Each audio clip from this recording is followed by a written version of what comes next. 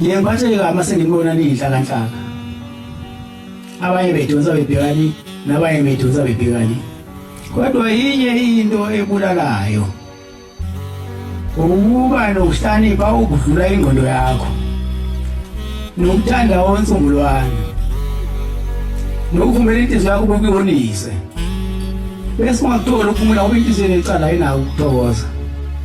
make wenza into embi nje ukuthola ukuphumula nami-ke mana zathi njengoba ngithanda ngicela uthando livele namini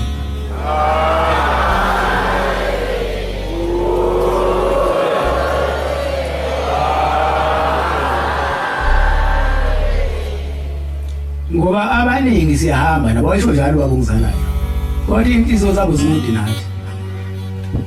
lento inje mana zathi abangazange bavume ngomhla ka-3 April 2011 bangahlala phakathi kwethu ukukolwa kwe kolwa uweke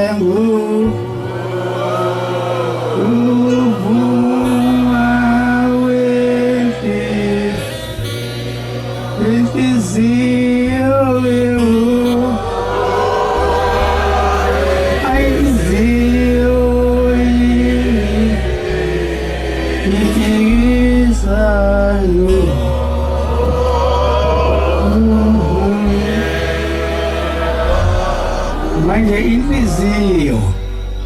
lesikhathi ungavumanga ngalela langa kusho namanje awakavumi umsindo nje ukhona esentweni uwe futhi ngeke uphinde uvume uyabona mawuphuma la mthathe yakile uphuma ngoba unganelisekanga bese ubona hayi akuyena ukhona lo wakho bese uphuma uhambe lo wakho njengabantu abaphuma lana ngalesi sikhathi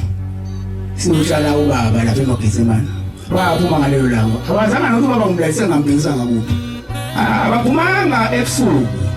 abaphumanga ekuseni kaboni baphuma nje emini nebani namhlanje sebeyabuya sebephuma ngena ngeyibhobo kanti baphuma masangevume obala ufuna umuntu angene obala manje ngabe nokungena noma ame alinde masangweni mangabe ukuyalindwa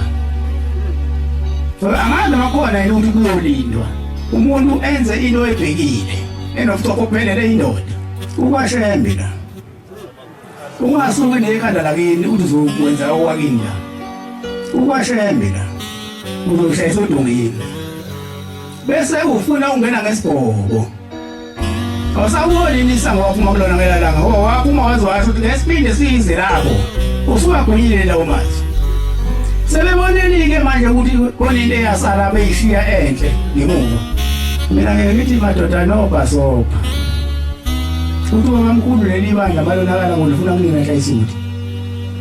ngithi anoba ningalandeli abantu nibuyisa abantu abeza namaqhinga awokuqala amaqhinga aphelile mase babuyisa isibili wafuna ukukhava amagoli basobani manje nabavumela noyisola ithumelo lekhaya ithi ngesinye isikhathi befundisa bavangeli bashumayeli kusho umkhulu nyanga izulu siphatheni kahle lezi ngubo enginike zona nayo yonke into enginike yona iphatheni kahle ngoba yenza bazokuphuca yona awukahleke umuntu ahambe la eyumvangeli bahambe umfundisi bahambe eyinkosi mayibuye obuya beyini ngoba wahamba wabashiya abavangeli bekhona washiya amakhosi ekhona akho nkosi ihamba mina wonke amakhosi alami